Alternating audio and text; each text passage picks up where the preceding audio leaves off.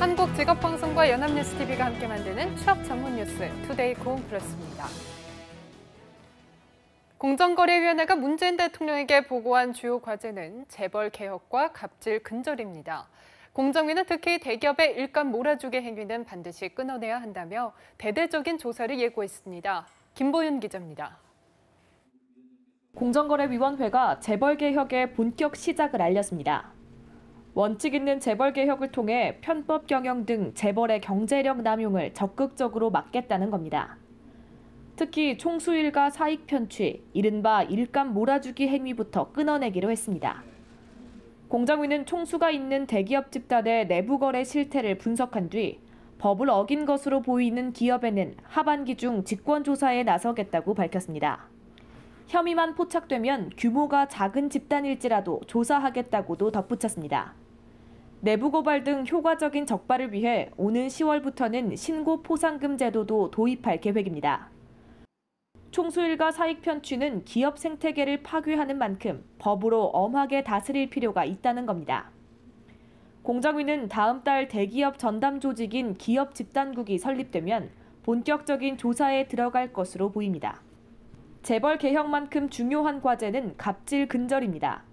공정위는 가맹업과 유통업 개선 대책에 이어 하도급법 개정안도 10월 중 내놓을 계획입니다. 대기업이 하청업체들에게 정당한 이유 없이 특정 사업자와 거래하도록 강제하거나 경영 정보를 요구하는 행위를 금지한다는 방침입니다. 또 중소기업의 기술을 빼먹는 행위를 근절하기 위해 종합대책을 마련해 다음 달 발표하기로 했습니다. 연합뉴스TV 김보윤입니다. 금융감독원이 실손의료보험 감리 결과를 발표했습니다. 41만 건 정도의 보험료가 과다 책정됐지만 실손보험 계약 대부분은 문제가 없는 것으로 조사됐는데요. 당국은 예상과 달리 비교적 양호하다는 평가를 내놨습니다. 박진영 기자입니다. 지난 금요일 금감원이 실손의료보험 감리 결과를 발표하겠다고 알리자 보험업계는 긴장했습니다. 문재인 대통령이 이달 초 건강보험 보장성 강화 대책, 이른바 문재인 케어를 발표한 이후 실손보험료 인하 압박 신호가 나올 것이란 전망이 우세했습니다. 하지만 금감원은 예상과 달리 전반적으로 양호하다는 평가를 내놨습니다. 민간 보험사들의 실손의료보험 계약 중 40만 6천 건, 100억 원 규모의 보험료가 부당하게 책정된 것으로 드러났습니다. 다만 3,300만 건에 달하는 실손보험 계약 대부분은 보험료 책정에 문제가 없는 것으로 나타났습니다. 최근의 의료비 증가율이나 보험회사의 실손의료보험 손해율 등을 감안할 때 전반적으로 실손보험료 인상폭이 과도하지 않은 것으로 나타났습니다. 금감원은 일부 회사의 특정 상품의 보험료 산출 기준이 불합리했다는 지적도 내놨습니다. 보험료 과다 책정 상품은 2, 3주간 보험사들의 소명을 듣고 이후 보험사와 상품명을 공개하겠다고 덧붙였습니다. 실손보험 유지에 대해선 명쾌한 답을 내놓지 않았습니다. 문재인 케어의 어떤 효과가 그걸로 인해서 실손보험을 유지할 건지 말 건지 이런 거에 대한 판단을 하는 것은 시간이 필요한 것 같습니다. 정부의 어떤 건강보험 정책 자체가 이제 방향만 제시한 거지. 이제 관심은 실손보험 개선 방안을 마련할 공사보험협의체로 쏠리고 있습니다. 보건복지부와 금융위원회 간 사전 협의만 계속된 상황에서 협의체는 이르면 다음 달 초에나 구성될 것으로 알려졌습니다. 연합뉴스TV 박진영입니다. 올해 상반기 30대 여성 고용률이 역대 최고를 기록해 60% 문턱까지 갔습니다. 통계청에 따르면 올해 상반기 30대 여성 고용률은 59.2%로 지난해 상반기보다 1.2%포인트 상승했습니다. 30대 여성 고용률 상승은 출산과 육아에 따른 여성의 경력 단절이 줄어들고 만혼, 비혼 추세가 강화하고 있다는 의미로 풀이됩니다. 그러나 외국과 비교하면 여전히 낮아서 여성이 출산과 양육 후에도 일을 계속할 수 있도록 정책적 지원이 이어져야 한다는 지적이 나오고 있습니다. 퇴직 인력과 청년의 아이디어, 기술을 연결해서 창업팀을 육성하는 세대융합 창업 캠퍼스가 창업팀을 발굴할 예정입니다. 중소벤처기업부는 협업 파트너를 찾고 있는 팀 빌딩 완료형과 파트너를 찾고 있는 팀 빌딩 희망형을 포함해 120개 팀의 기술 창업 분야 세대 융합팀을 모집한다고 밝혔습니다. 선정된 창업팀은 총 사업비의 70% 이내에서 최대 1억 원까지 사업비와 창업 공간을 무상으로 제공받고 교육과 네트워킹 등 초기 창업 지원 최대 3천만 원의 후속 창업 자금을 받을 수 있습니다. 교육부와 통계청이 육아교육 내실화와 사교육 경감 대책 마련을 위해서 유아 사교육비 실태조사에 나섭니다. 본 조사에 앞서 조사 문항 등의 적합성을 살펴보기 위해 실시하는 예비조사는 28일부터 다음 달 15일까지 대전과 전북 지역에서 실시됩니다. 누리과정을 적용받는 유치원과 어린이집, 만 3세에서 5세 아동부모와 가정에서 육아를 키우는 부모 2,100명을 대상으로 최근 3개월간의 사교육 경험과 지출 등을 조사합니다.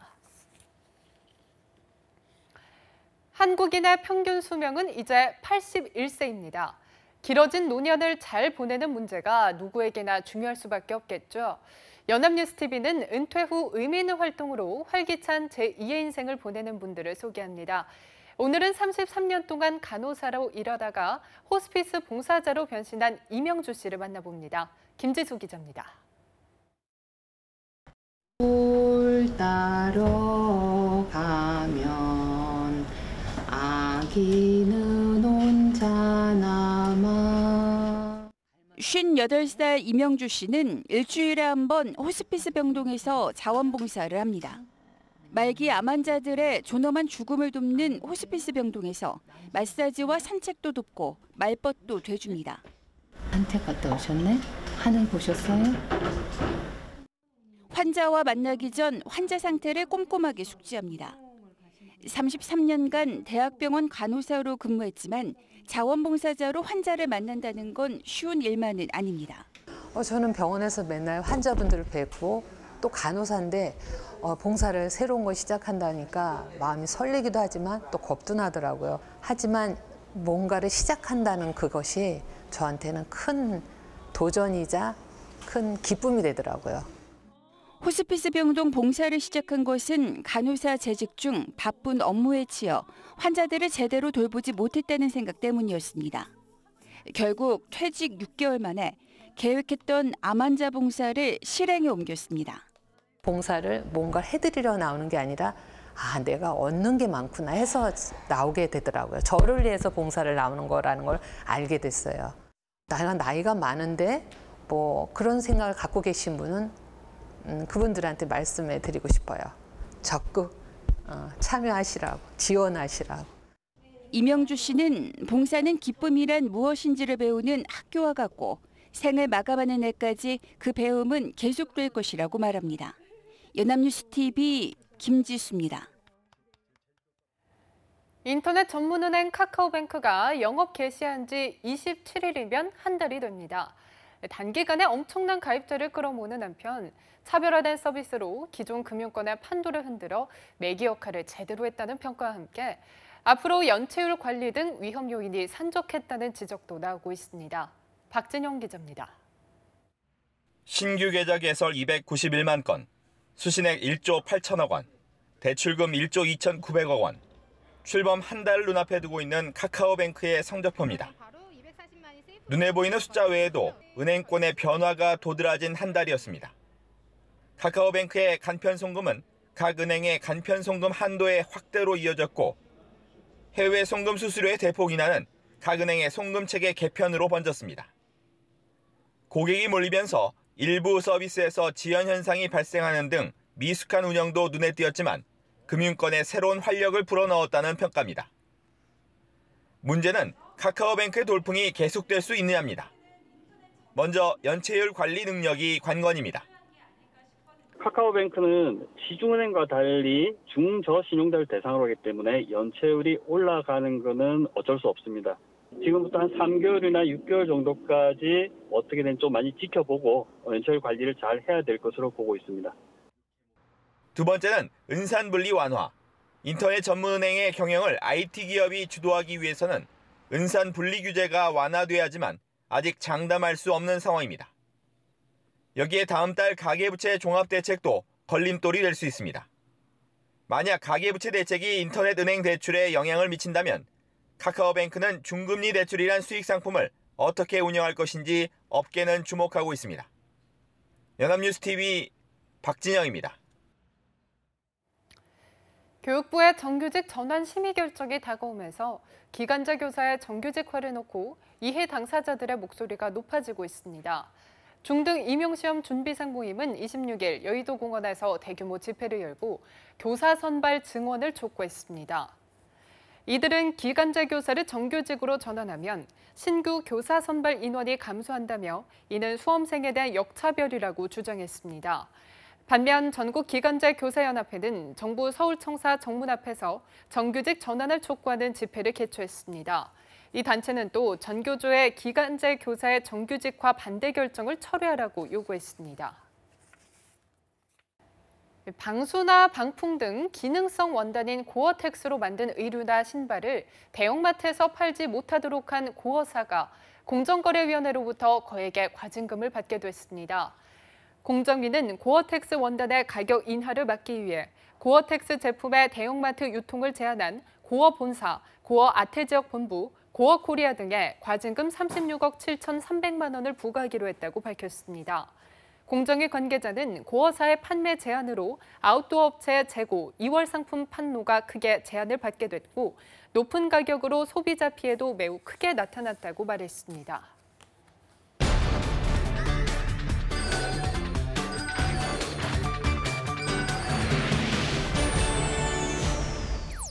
사회적으로 핫한 이슈를 키워드로 알아보는 핫키워드 시간입니다. 오늘도 구보나 캐스터와 함께합니다. 안녕하세요. 안녕하세요. 핫키워드 시간입니다. 얼마 전 열악한 취업률 속에서 이 학벌과 학점 때문에 힘들어하는 스펙트라쿠스에 대해서 이야기를 했었는데요. 그래서 최근엔 취업의 블루오션에 도전하고자 새로운 전공에 도전하는 청년들이 늘고 있다고 해서 화제입니다. 네, 굉장히 현명한 선택일 수도 있을 것 같아요. 사실 영어 영문학과, 경영학과 아니면 사회학과 같은 전공들은 흔하게 느껴질 수가 있어서 제대로 자신을 각인시키려면 특색 있는 전공에 도전해보는 것도 나쁘진 않을 것 같은데요. 네, 맞습니다. 그래서 이 같은 청년들의 요구에 부응을 해서 일반 4년제 대학과 달리 전문대에선 이색학과를 개설하는 경우가 증가하고 있는데요. 오늘은 이 최근 전문대에서 개설한 이색학과에 대해서 소개해보고자 합니다. 네, 굉장히 흥미로운 주제가 될 것 같은데요. 전문대에서 가르치는 전공이라면 이색적인 것도 짧은 시간에 집중적으로 배울 수 있어서 큰 장점이 되겠어요. 네, 그렇습니다. 먼저 소개할 이색학과는요, 대덕대학교의 국방탄약과입니다. 군사학부로 유명한 대덕대학교의 경우는 국방물자과, 국방탄약과, 방공유도무기과, 총포광학과 등 다양한 군사 관련 학과가 있는데요. 이 중에서 국방탄약과의 경우 탄약과 위험물 관리 전문 기술인을 양성하는 학과라고 할 수가 있습니다. 재학생들은 대부분 위험물 산업 기사를 취득하고 졸업 후에는 부사관으로 임관되는데요.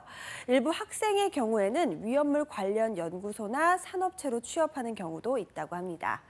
국방에 관련한 기술인인 만큼 전문성과 희소 가치도 높아서 취업률 85% 이상을 자랑하는 학과입니다. 네, 국방 탄약과라니 정말 이색적인데요. 게다가 한 분야에 특화된 학과이기 때문에 그만큼 전문적인 기술도 배울 수 있을 것 같아서 취업에도 큰 도움이 되겠어요. 네, 그렇습니다. 특히 국방 관련한 직업은 취업 경쟁률이 일반 직장보다 낮은 반면에 보수도 높고 전문 기술직으로 인정받을 수 있어서 전공으로 선택했을 시에 큰 장점이 많은데요. 대덕대학교뿐만 아니라 군부대가 많은 여주대학교 역시 국방에 특성된 학과가 활성화되어 있다고 합니다. 여주대학의 경우 전문대학 최초로 국방부 해병부사관 학군단, 즉 RNTC를 설립을 했는데요. 군사학부에서는 국방장비과, 항공정비과, 특수전과 등의 전공학과를 지원하고 있다고 합니다. 부사관을 양성하는 것이 목적인 군사학부는 인근 지역의 여러 군부대와 협약을 맺고 군사 분야 특성화를 강화해 나가고 있는 것이 특징입니다. 네, 사실 군사 관련 전공은 늘 육군사관학교와 같은 곳에만 있을 거라고 생각을 했는데 이런 블루오션이 있는지 전혀 몰랐네요. 그렇다면 이 밖에 이색 전공이 있다면 또 어떤 것들이 있을까요? 네, 이 웨딩과 뷰티 산업 시장이 확대되면서 이와 관련한 이색학과도 출연을 하고 있는데요. 이 경인여대 KWPPA 웨딩 플래너과가 그러한 경우입니다. 이 한국 웨딩 플래너 협회와 협약을 통해서 개설된 이 학과는요, 웨딩 플래너 및 웨딩 이벤트 서비스 전문 직업인을 양성하고 있습니다. 이 재학 과정 중 웨딩 플래너 자격증을 필수로 취득해야 하는데, 그래서인지 졸업생 대부분은 웨딩 플래너로 활동을 하고 있다고 합니다. 전문 웨딩 업체는 물론 웨딩홀, 또 웨딩 스튜디오 등 웨딩 관련 산업체에 취업이 가능한데요. 취업률 역시 2015년 기준으로 무려 88.9%를 기록을 했습니다. 네, 최근 들어서 나만의 결혼식을 원하는 사람들이 늘고 있잖아요. 그래서 웨딩 플래너 학과 역시 전망이 참 좋을 것 같은데요. 네, 맞습니다. 그래서 전문대뿐만 아니라 실용기술을 배우는 전문학교에서 역시 웨딩 플래너를 육성하는 경우가 많은데요. 전문학교 중에 국내 최초로 웨딩 플래너 수업 과정을 개설한 로이 문화예술 실용전문학교의 경우는요. 웨딩 컨설팅 업체들과 제휴를 맺어서 직접 인턴 실무 교육을 할 수 있는 커리큘럼까지 개설되어 있어서 수능을 보지 않고 재취업을 원하는 여성들에게 인기라고 합니다. 네, 웨딩 플래너는 딱히 연령대 제한 없이 능력만 있다면 누구나 언제까지 계속 할 수 있는 직업이잖아요. 게다가 매번 다른 신랑 또 다른 신부를 만나면서 경험치도 쌓일 테고요. 그런 점에서 도전해보면 참 좋은 직업일 것 같아요. 네, 그렇습니다. 또 관광계에서도 이색학과가 나왔는데요. 바로 카지노와 관련한 학과입니다. 네, 카지노와 관련한 학과요. 왠지 카지노 하면 도박과 연관되는 느낌이어서 좀 사행성, 그러니까 부정적인 이미지도 다가오는데 관련 학과가 정말 있는 건가요? 네, 맞습니다. 유명 카지노가 있는 지역이죠. 바로 강원도에 있는 대학입니다. 강원 관광대학의 카지노 관광과가 바로 그러한 경우인데요. 카지노 관광과는 국내 최초 내국인 출입 카지노 호텔인 강원랜드와 산업 협력 체결을 통해서 직원 위탁 교육을 실시를 하면서 카지노 게임 실무 위주의 교육을 통한 카지노 전문 인력 양성에 주력을 하고 있는데요.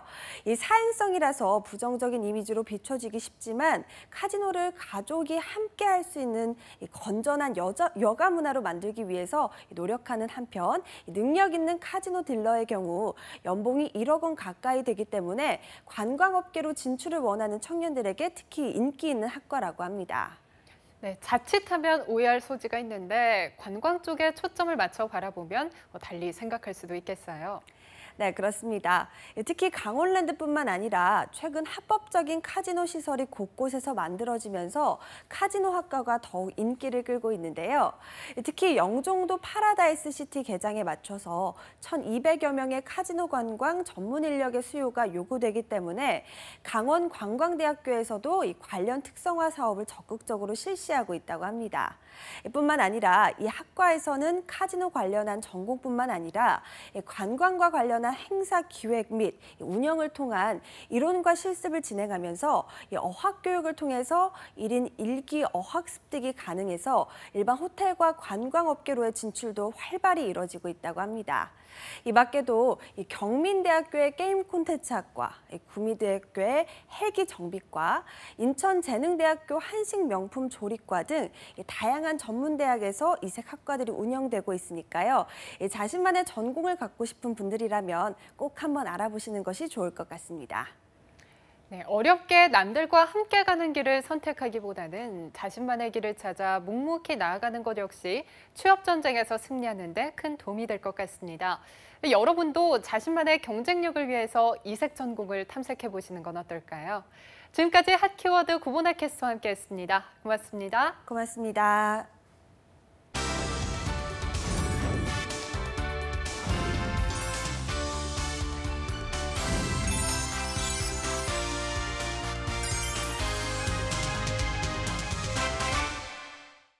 투데이 고용 플러스 오늘 준비한 소식은 여기까지입니다. 함께해 주신 여러분 고맙습니다.